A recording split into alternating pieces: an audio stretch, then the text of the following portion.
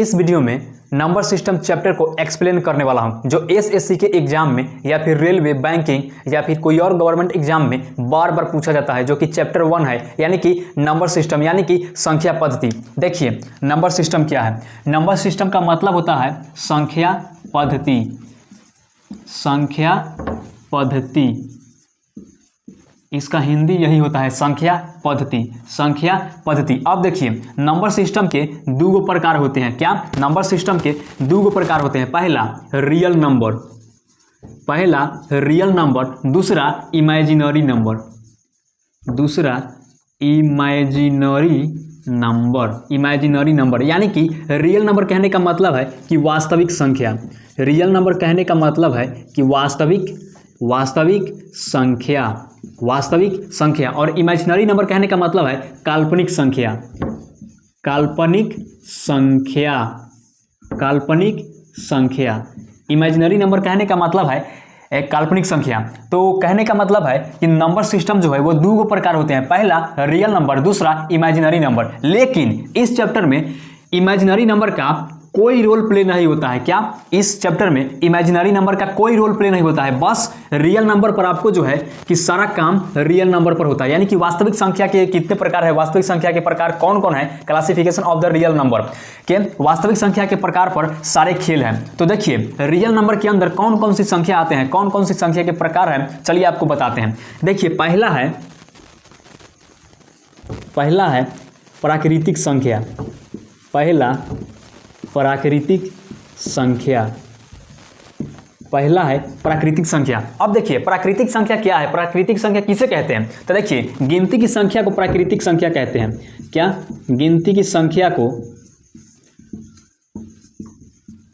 गिनती की संख्या को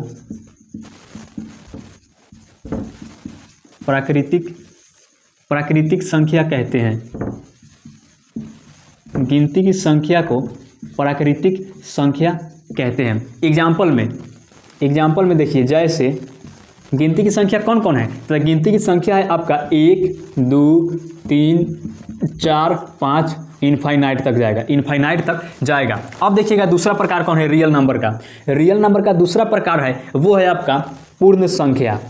पूर्ण संख्या, पूर्ण संख्या। अब देखिए पूर्ण संख्या किसे कहते हैं? तो जीरो से शुरू होने वाली संख्या को पूर्ण संख्या कहते हैं। क्या? जीरो से शुरू होने वाली संख्या को, जीरो से शुरू होने वाली संख्या को, जीरो से शुरू होने वाली संख्या को पूर्ण संख्या कहते हैं। पूर्ण संख्या कहते हैं। जीरो से शुरू होने वाली संख्या को पूर्ण संख्या कहते हैं। जैसे में एग्जाम्पल में हो गया 0, 1, 2, 3, 4 डैश डैश डैश इनफाइनाइट तक जाएगा। यानी कि इसका कहाँ तक इसका लिमिट है, इसका कोई आता पता नहीं है। कहने का मतलब है कि पूर्ण संख्या किसे कहते हैं? तो जीरो से शुरू होने वाली संख्या को पूर्ण संख्या कहते हैं। जैसे 0, 1, 2, 3, 4 इनफाइनाइट तक जाएगा। इसमें प्राकृतिक संख्या रहेगा ही, लेकिन पूर्ण संख्या जो है वो जीरो से स्टार्ट होगा, जीरो से शुरू होगा। अब देखिए तीसरा क्या है। तीसरा जो है वो है पूर्णांक संख्या। पूर्णांक संख्या। तो देखिए पूर्णांक संख्या किसे कहते हैं? तो धनात्मक और ऋणात्मक को मिलाकर जो संख्या बनती है उसे पूर्णांक संख्या कहते हैं, या फिर धनात्मक और ऋणात्मक वाली संख्या को पूर्णांक संख्या कहते हैं। जैसे -5, -4, -3, -2, -1, फिर 0, फिर 1, फिर 2, फिर 3, फिर 4 और 5 इनफाइनाइट अंत तक जाएगा। इसका कहाँ तक इसका सोर्स है, लिमिट है, इसका कोई आता पता नहीं है। तो कहने का मतलब है कि ई जो है माइनस, ई है ऋणात्मक और प्लस, ये सब जो है वो प्लस है। तो ऋणात्मक और धनात्मक को मिलाकर जो संख्या बनती है उसे पूर्णांक संख्या कहते हैं। या फिर सिंपल सी बात समझ लीजिए, धनात्मक और ऋणात्मक को ही पूर्णांक संख्या कहते हैं। पूर्णांक संख्या यही है। चौथा देखिए 4 नंबर कौन है? सम संख्या। सम संख्या। तो सम संख्या किसे कहते हैं? तो ऐसी संख्या जो 2 से पूरी तरह विभाजित हो, 2 से पूरी तरह विभाजित हो, 2 से पूरी तरह विभाजित हो उसे सम संख्या कहते हैं, उसे सम संख्या कहते हैं। जैसे में देख लीजिए, जैसे में क्या है कि 2 4 6 8 10 इनफाइनाइट तक जाएगा। देखिए कहने का मतलब कि सम संख्या, सम यानी कि बराबर संख्या, कहने का मतलब है कि सम संख्या किसे कहते हैं, तो ऐसी संख्या जो 2 से पूरी तरह विभाजित हो उसे सम संख्या कहते हैं। जैसे 2 4 6 8 10, ये 2 से भाग कीजिएगा तो 2 एक मर्तबा में कर देगा 2, 4 है तो 2 मर्तबा में 4 कर देगा, ये 6 है तो 3 मर्तबा में 6 कर देगा, 8 है 2 से भाग कीजिएगा तो 4 मर्तबा में कर देगा, 10 है 2 से भाग कीजिएगा तो 5 मर्तबा में कट जाएगा। अब देखिएगा विषम संख्या, पांचवा क्या है, विषम संख्या। सम संख्या क्या है, ऐसी संख्या जो 2 से पूरी तरह विभाजित हो जाए उसे सम संख्या कहते हैं। अब देखिए विषम संख्या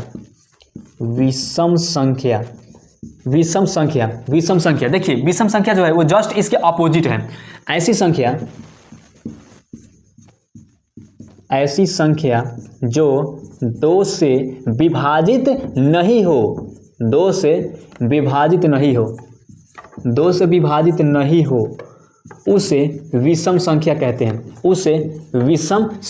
हैं, जैसे में देख लीजिए, जैसे में देख लीजिए क्या है विषम संख्या, कि ऐसी संख्या जो 2 से विभाजित नहीं होता हो या नहीं होता है उसे विषम संख्या कहते हैं। जैसे 1 3 5 7 11 13, उसके बाद क्या है 17, उसके बाद ही जाएगा इनफाइनाइट तक, अनंत तक जाएगा, जो 2 से विभाजित नहीं होगा। तो विषम संख्या यही है। अब देखिए छठा संख्या कौन सा है, छठा संख्या अभाज्य संख्या है। अभाज्य संख्या देखिए ये बड़ा गौर से आप समझिएगा, एकदम ध्यान से देखिए कि अभाज्य संख्या क्या है। तो ऐसी संख्या जो 2 से ऐसी संख्या जो एक और खुद के अलावा किसी दूसरी संख्या से नहीं कटती है, किसी दूसरी संख्या से नहीं कटती है, उसे अभाज्य संख्या कहते हैं। देखिए अभाज्य संख्या क्या है, कि ऐसी संख्या जो एक और खुद के अलावा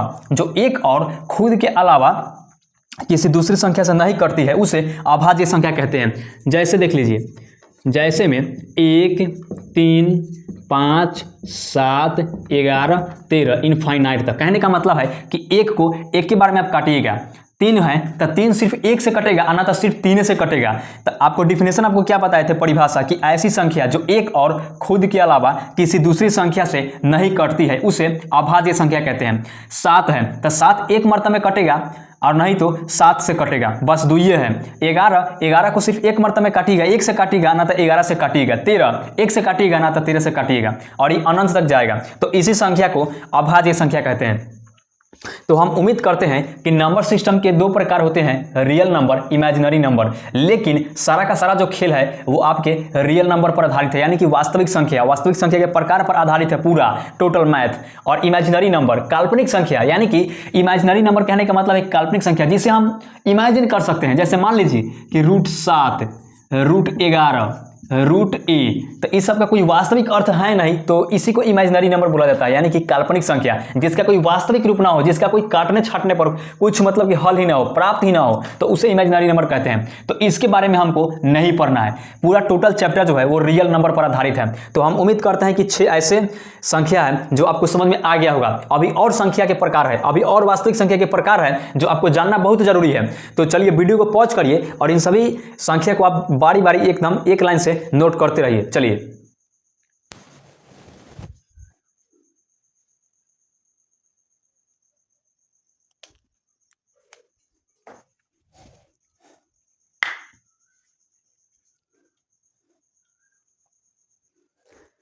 अब चलते हैं अगले प्रकार की ओर। देखिए वास्तविक संख्या का अगला जो प्रकार है वो है अपरिमेय संख्या, परिमेय संख्या।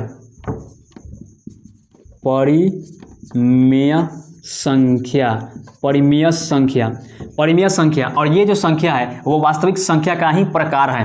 तो वास्तविक संख्या परिमेय संख्या किसे कहते हैं? तो देखिए, ऐसी संख्या जो p बाई क्यू के रूप में हो। p बाई क्यू का रूप कहने का मतलब है कि बटा में हो, लेकिन p बाई क्यू के रूप में हो, p बाई क्यू के रूप में हो, लेकिन रूट में नहीं हो, लेकिन रूट में नहीं हो, उसे परिमेय संख्या कहते हैं। उसे परिमेय संख्या कहते हैं। देखिए, जैसे में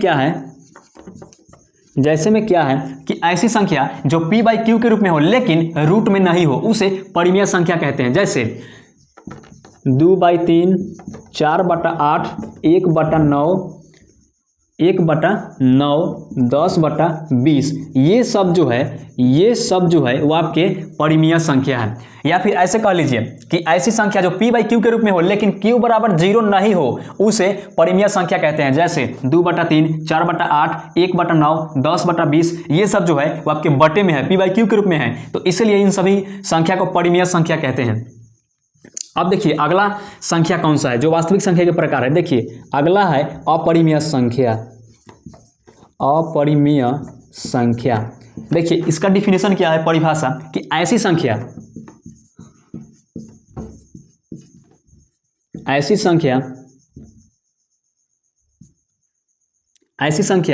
जो p बाई क्यू के रूप में हो, जो p बाई क्यू के रूप में नहीं हो, ऐसी संख्या जो p बाई क्यू के रूप में नहीं हो, p बाई क्यू के रूप में नहीं हो, वह रूट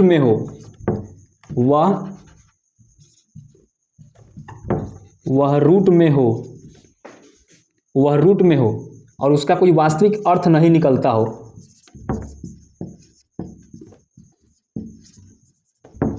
और उसका कोई वास्तविक अर्थ नहीं होता है, उसे अपरिमेय संख्या कहते हैं।